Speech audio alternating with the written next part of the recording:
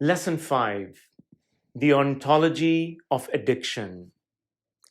An addict is actually a normal human being who is chasing pleasant sensations dictated by the logic of doing what feels good. By using some substance, the addict pleases his or her senses and avoids being confronted with the crushing reality of some situation. There are many situations in life that, at first, may be painful to deal with. An addiction serves as a distraction of what must be confronted.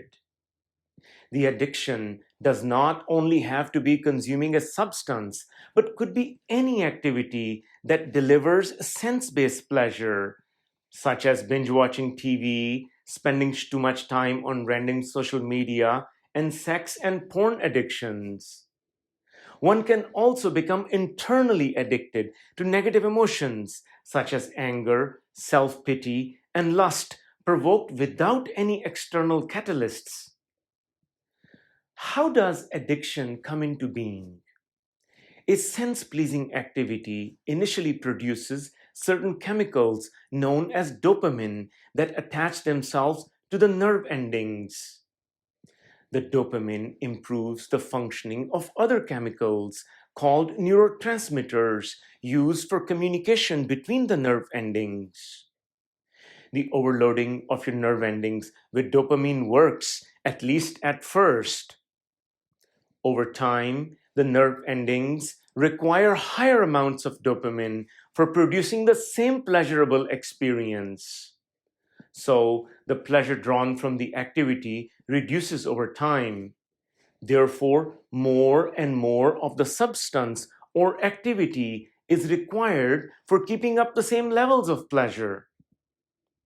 But when the ongoing activity or substance required for optimal and acceptable ways of being has other side effects that are ravaging and damaging to life, it becomes what we call addiction. I want to make sure that you understand this clearly, that repeat performance on an activity or the use of a substance itself does not constitute addiction. It is only an addiction when it begins to disrupt life with serious negative consequences in your health, body, and relationships. Addiction could be anything that could otherwise be a healthy activity. Some people could be addicted to work, in a manner of speaking. It is when someone uses work as a distraction from other serious family or health concerns that, by avoiding, become worse. I have to admit that at times in my life, I have been addicted to working and avoided dealing with family, health, and other economic concerns. Avoidance does not make the concern go away, and I had to pay a heavy price later on. A clinical psychologist and a professor at the University of Nevada, Dr. Steve Hayes, in his essay, The Use of Metaphor to Establish Acceptance and Mindfulness, has the following to say about addictions. He writes, when the pleasure of use is gone, or at least largely diminished, what is left is simply a compulsive pattern. In terms of conditioning, it is now almost exclusively a matter of negative reinforcement or avoidance. Instead of using it to enhance pleasurable states, now it's a matter of avoiding pain or discomfort, including the discomfort of physiological withdrawal. But even more important is avoiding the pain of a life that has deteriorated on all important fronts. Dr. Hayes goes on to tell us about this destructive downward spiral captured in the story of the tippler in Saint Exupéry's The Little Prince, written in 1943. There, the little prince visits a planet that is inhabited by a drunkard named Tippler. The little prince feels sorry for the tippler as the tippler looks so sad with a beverage in his hand. The story goes something like this. Why are you drinking? Asked the little prince. "So that I may forget," replied the tippler. "Forget what?" inquired the little prince, who was feeling sorry for him. "Forget that I am ashamed," the tippler confessed, hanging his head. "Ashamed of what?" insisted the little prince, who really wanted to help him. "Ashamed that I am drinking." The tippler brings his speech to an end and shuts himself up in an impregnable silence. Addictions are not just personal, but could also be familial, cultural, traditional, and historical. You could have a large groups of people addicted to something together. Have you ever seen the amount of chai drinking South Asians do? Or coffee that the Westerners drink? If it's not yet interfering with health or daily life, it may not even be considered an addiction and might be considered an acceptable part of daily life, like vodka drinking by the Russians. It does not mean that it may not be harmful to health and limiting to the expression of your life. Sometimes we can also get addicted to certain moods. Keeping a mood of victimhood allows us to feel sorry for ourselves and helps us in enrolling others to feel sorry for us. We are prone to enjoy our misery unconsciously and unwillingly. To keep a mood of happy front, on the other hand, may have you take some kind of chemical or biomatter to keep that mood going. If you do not begrudge the unpleasant physical or mental situation that is upon you and do not take anything to quickly feel better, you may be free of your addictions. But we have strong aversion to feeling bad or having unpleasant sensations. We cannot deal with withdrawals. So, in our head, all kinds of neural pathways are built up that makes us repeat the activity to avoid feeling bad or having unpleasant sensations. During the MFT practice, we will ask you to stay still, whatever sensations may emerge on your body, and not react to them. If there is a strong itch or a sudden appearance of pain or anxiety about movement, stay still and observe the sensation. The mind focus practice is designed to activate the neural pathways built up in your subconscious mind that your conscious mind has no access to.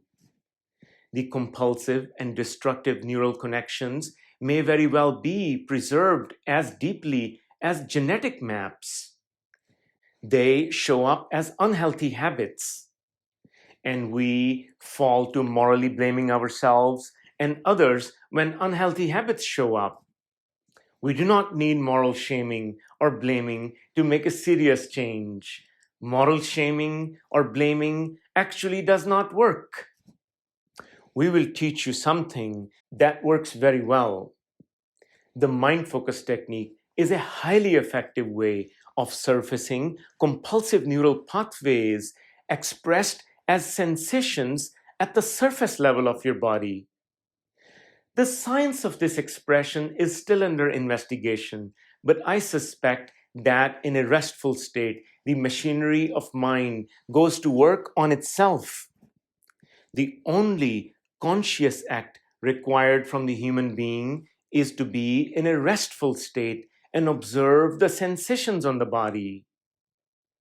By restful state, we mean awake, still, and alert, and not asleep mindlessly.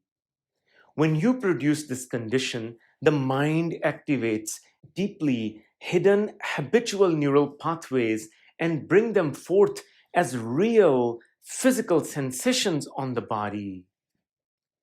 It is possible to have an expression of extreme itch, pain, thirst, lust, or sleep during the mind focus practice.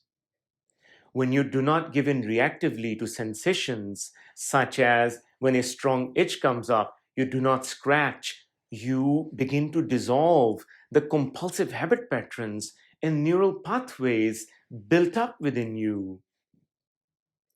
At first, lighter sensations may come up, and as your perception and skill for observation grow, stronger sensations will come up, which represent the deep seated habit patterns that drive the wasting cycles of your life. As you advance in this technique, the challenges and rewards also grow in magnitude. If you give in to sensations, you deepen the pathways and confirm to the mind that the compulsive pathways are working and real.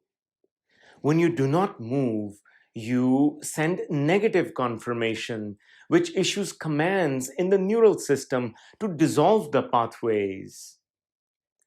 Many wasting and compulsive habits share the same pathways. So you may notice that as you completely sit still regularly and observe sensations without giving in, your negative habit patterns automatically begin to disappear. So, before we close this lesson on the ontology of addiction, I want to change gears and tell you about the spirit molecule. You may have heard of a Latin American herbal medicine called ayahuasca. Many that have experimented with that drug report that they experience dislocation of oneself and oneness with the universe, and some meet a being that represents Earth. The drug contains a molecule called DMT that is responsible for this experience of oneness. DMT contains 12 atoms of carbon, 14 of hydrogen, and 2 nitrogen. Dr. Rick Strassman called DMT the spirit molecule, but the drug can also give you horrible nausea, and ingesting it may lead to death. So we don't recommend that you take ayahuasca, but not all hope of having a piece of this molecule may be gone. Now, to date, I have never taken ayahuasca. But during a 10-day Vipassana retreat, once, without any serious effort or drugs, I slipped into a state where I experienced being one with the universe, and all knowledge and timelines of the past, present, and futures were available to me. The state lasted a few minutes. After it happened, I became concerned whether something was wrong with my brain. So, being an engineer, I went to research what had happened to me. I learned about DMT. I also learned that the brain could produce DMT on its own in a deeply restful state. Although the scientific territory on the connection between DMT and meditation is largely uncharted, there is speculation among many noted scientists that intense mental focus techniques may lead to the production of DMT in the brain. So, what do you think? Shall we attempt to produce some DMT naturally?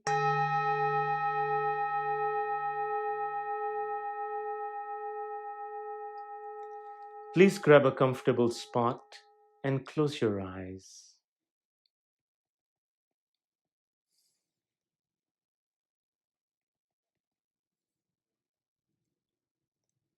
Relax your body.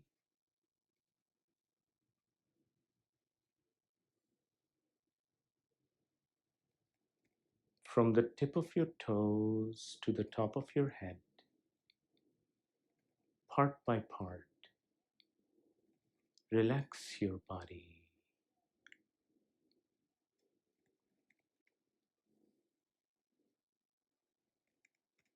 Relax your feet. Relax your legs, lower legs, and upper legs. Relax your pelvic area. Relax your gut, especially your gut. We tend to hold a lot of tension there. Let it go.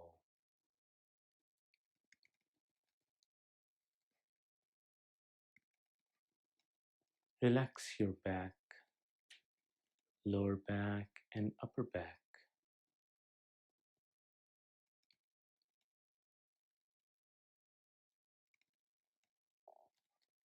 Relax your shoulders, arms, and hands. Relax.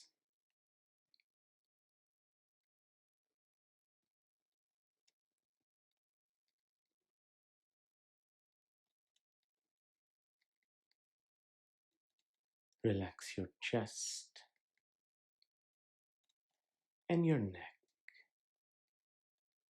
front and back of your neck. Relax.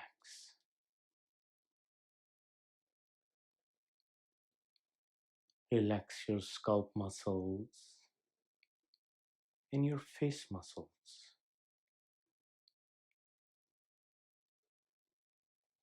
If you have been wearing an expression on your face, as we usually do, let it go. From the tip of your head to the tip of your toes. Relax.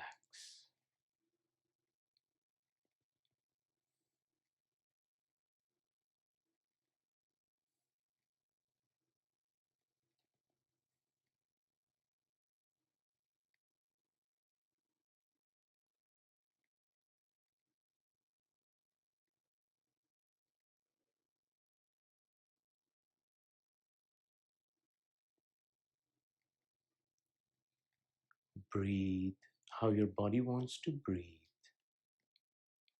and observe your breathing pattern.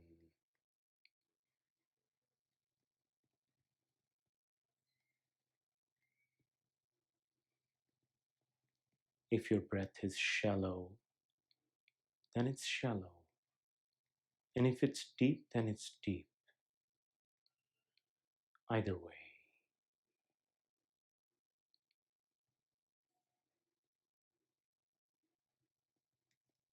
If your breath is regular, then it's regular. And if it's irregular, then it's irregular. Either way.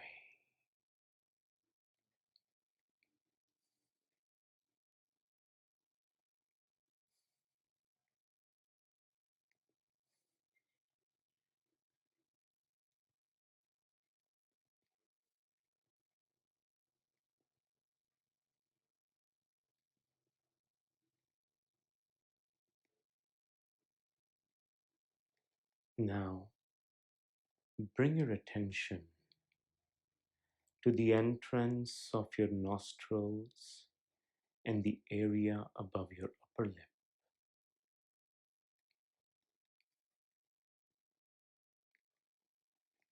And observe any sensations that you could observe in this small triangular area.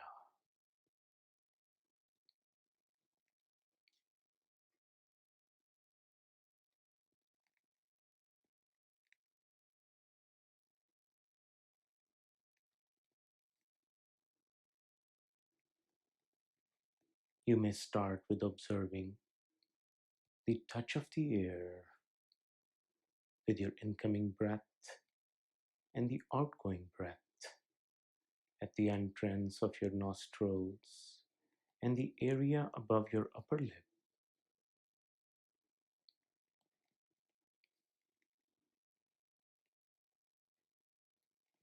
Observe the full length of your breath. Incoming breath as it comes in, comes in, comes in, and it stops. And with the outgoing breath as it goes out, goes out, goes out, and it stops. And repeat the cycle.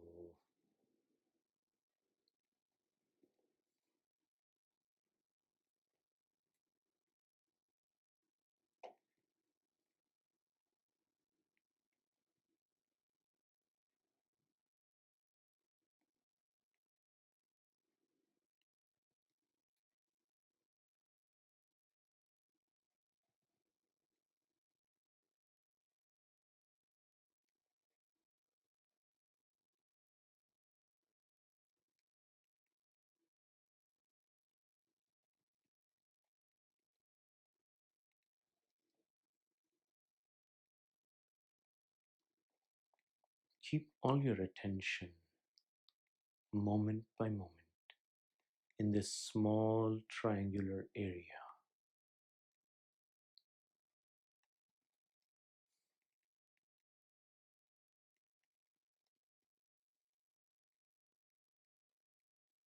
If your mind wanders, drifts to thought by thought, idea to idea, from one plan to another, from one strategy to another, from past to the future, that is perfectly acceptable. This is the nature of the mind. There is nothing wrong with you. With practice and patience, cultivate your mind. Keep your mind focused, irrespective of any catalysts, internal or external. Keep your mind focused, moment by moment, at the small triangular area, your breath, and the sensations available to observe in this area. Now and throughout your day, this will deliver you a great deal of power.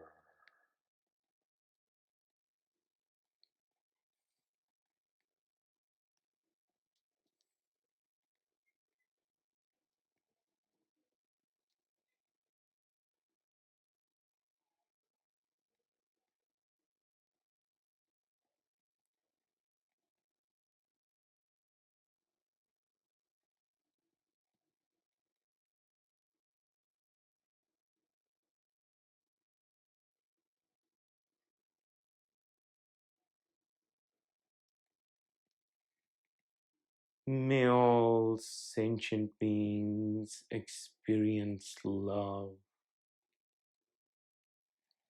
May all sentient beings experience kindness.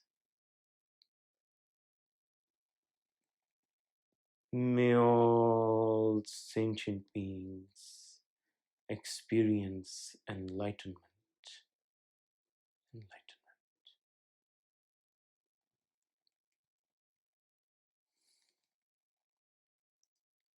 Take a deep breath. Take a deep breath.